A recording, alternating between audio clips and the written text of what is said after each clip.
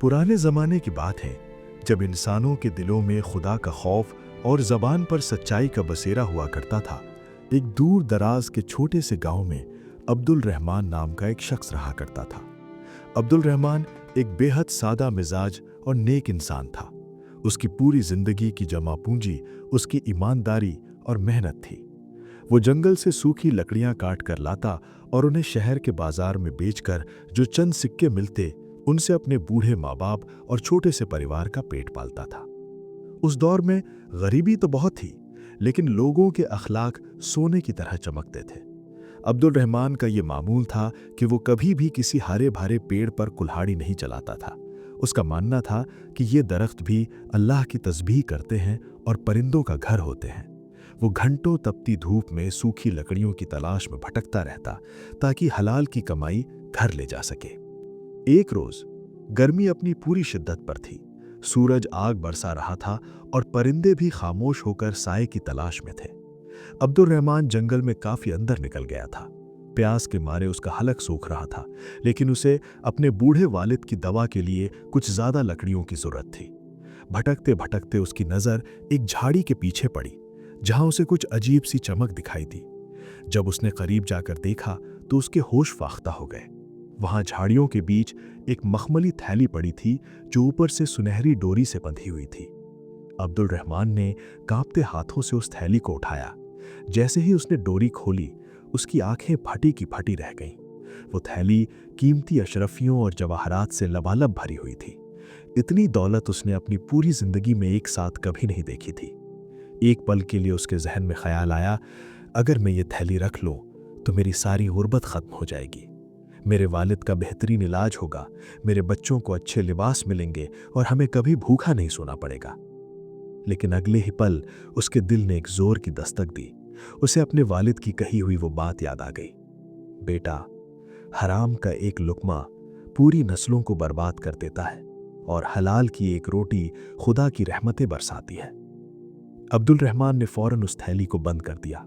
उसके माथे पर पसीना था, लेकिन अब यह पसीना गर्मी का नहीं बल्कि एक रूहानी जद्दोजहद का था। उसने तय किया कि वो इस अमानत को उसके असली मालिक तक पहुंचाएगा। वो वहीं एक दरख्त के नीचे बैठ गया और इंतजार करने लगा कि शायद कोई अपनी खोई हुई चीज ढूंढता हुआ यहां आए। काफी वक्त गुजर गया। शाम के साए गहरे होने लगे थे, तभी उसे दूर से घोड़ों के टापों की आवाज सुनाई दी। एक आलीशान लिबास पहने शख्स जो बेहद परेशान नजर आ रहा था, अपने सिपाहियों के साथ वहां पहुंचा।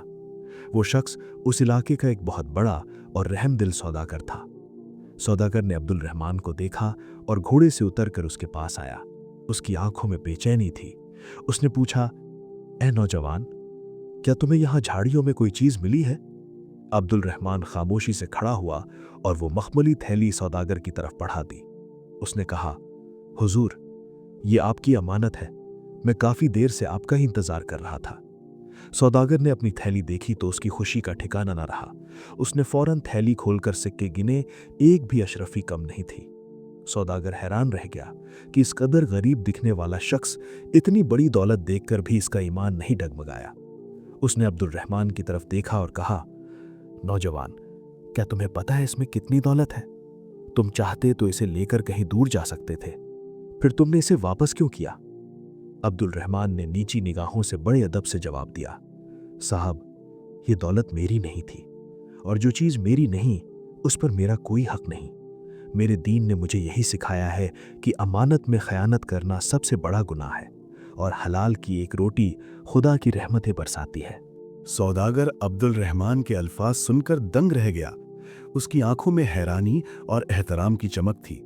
उसने आज तक बड़े बड़े अमीरों को चंद सिक्कों के लिए ईमान बेचते देखा था, मगर इस फकीर नुमा लकड़हारे ने तो जैसे इंसानियत की एक नई मिसाल कायम कर दी थी। सौदागर ने अपने झोले से 5 अशरफियां निकाली और अब्दुल रहमान की तरफ बढ़ाते हुए कहा, नौजवान, तुम्हारी इस ईमानदारी ने मेरा दिल जीत लिया है। ये एक छोटा सा नजराना है मेरी तरफ से, इसे कबूल करो। अब्दुल रहमान ने बड़े अदब से हाथ जोड़ लिए और कहा, हुजूर, गुस्ताखी माफ हो, मगर मैं ये नहीं ले सकता। अगर मैंने अपनी ईमानदारी का सौदा कर लिया तो फिर वो ईमानदारी कैसी? मैंने जो किया वो सिर्फ अपना फर्ज समझकर किया। खुदा का शुक्र है कि आपकी अमानत आप तक सलामत पहुंच गई। सौदागर उसकी खुददारी देखकर और भी मुतासिर हुआ। उसने अपने सिपाहियों से कहा कि इस नौजवान के घर का पता नोट कर लें। अब्दुल रहमान अपनी सूखी लकड़ियों का गट्ठर उठाकर अपने घर की तरफ चल दिया। उस रात उसके घर में वही सादा सा खाना बना, लेकिन उस खाने में जो सुकून था वो शायद किसी बादशाह के दस्तरखान पर भी मयस्सर न होता। अगली सुबह जब सूरज की पहली किरण ने गांव को छुआ तो अब्दुल रहमान के दरवाजे पर कुछ शाही सवार आकर रुके। गांव के लोग जमा हो गए। सब हैरान थे कि इस गरीब के घर कौन आया है। वो वही सौदागर था जो असल में उस रियासत का वजीर था और अपनी शिनाख्त छुपाकर सफर कर रहा था। वजीर ने अब्दुल रहमान के बूढ़े वालिद के सामने झुककर सलाम किया और कहा, बुजुर्गवार, मुबारक हो आपको। आपने एक ऐसा हीरा पाला है जिसकी चमक ने मेरी रूह को रोशन कर दिया है। हमारी रियासत के खजाने के लिए हमें एक ऐसे ही अमीन और ईमानदार शख्स की तलाश थी जो बिना किसी लालच के अवाम की खिदमत कर सके। अब्दुल रहमान को रियासत का खजांची मुकर्रर किया गया। उसकी ईमानदारी की बदौलत न सिर्फ उसके घर की गुर्बत खत्म हुई बल्कि पूरे इलाके में खुशहाली आ गई। उसके बूढ़े माँ बाप का बेहतरीन इलाज हुआ और वो मरते दम तक नेक राह पर चलता रहा। सबक: ईमानदारी वो अनमोल दौलत है जो इंसान को दुनिया में इज्जत और आखिरत में कामयाबी दिलाती है। हलाल की बरकत हराम के ढेरों से कहीं ज्यादा अफजल होती है। सच्चाई का रास्ता शुरू में मुश्किल जरूर लगता है, लेकिन उसका अंजाम हमेशा खूबसूरत और सुकूनदेह होता है। दर्शकों से गुजारिश है, अगर आपको ये रूहानी और सबक आमोज कहानी पसंद आई हो तो बराए मेहरबानी इस वीडियो को लाइक करें, अपने अजीजों के साथ शेयर करें और अपनी कीमती राय कमेंट में ज़रूर दें। हमारे चैनल को सब्सक्राइब करना न भूलें ताकि ऐसी ही मज़ीद कहानियाँ आप तक पहुँचती रहें। अल्लाह हाफिज़।